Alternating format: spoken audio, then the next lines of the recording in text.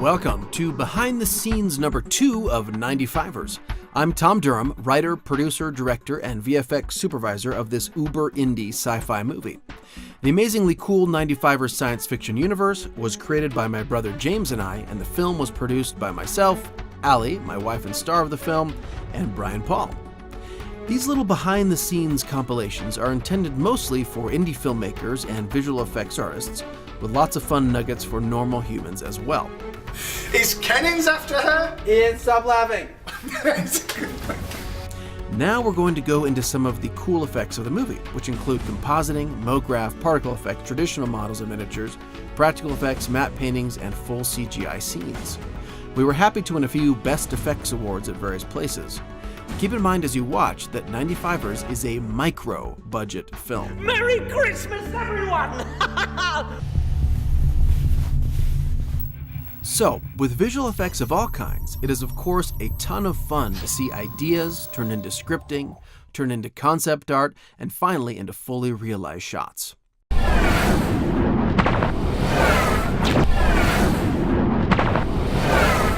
As everyone knows, computer displays in the future are made of holographic bubbles, not the clumsy windows we have today. When I first started building the effects for the movie, I was so excited about the results I was getting that I just plowed ahead, manually keyframing the changes from shot to shot. This was taking a crazy amount of time.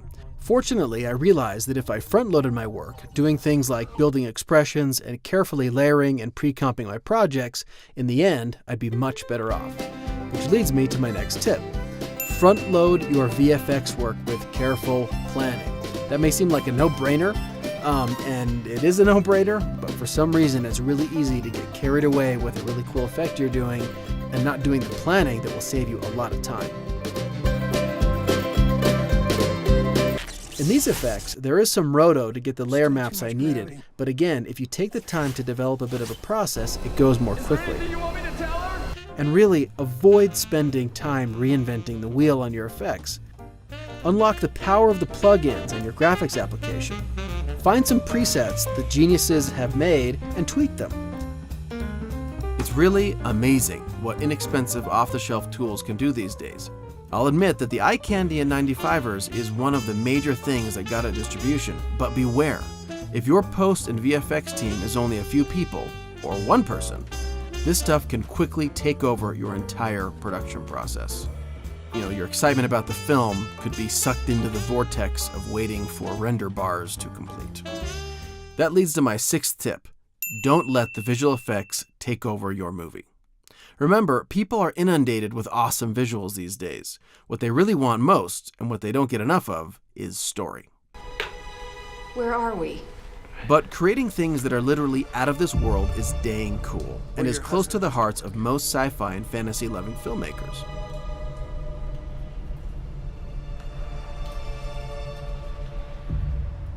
'95ers makes heavy use of models and miniatures, a la Star Wars. There's a certain hands-on fun that you can have with miniatures and in-camera effects. So Clark, you're building a puppet, eh? Yeah, this is our crane for the building shot, and I'm just going to rig a little string on it so we can give it some life, and in our lighting situation the string will go invisible. And do you know why I like to play chess with you, Biggs? Because no one else will? this here's the original footage. It's a frame from the green screen shot that we're now matching to the model shoot to fill in the green screen area.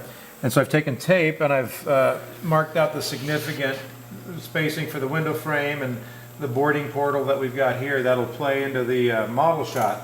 And now by using our mixer, we can switch between the green screen image and our model.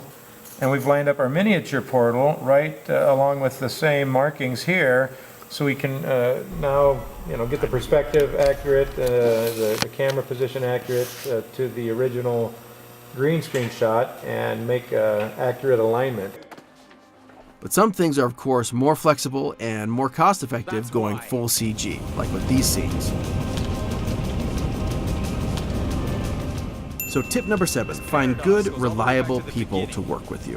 Please check our IMDb page to see more about our fabulous crew and the people who helped out with this stuff.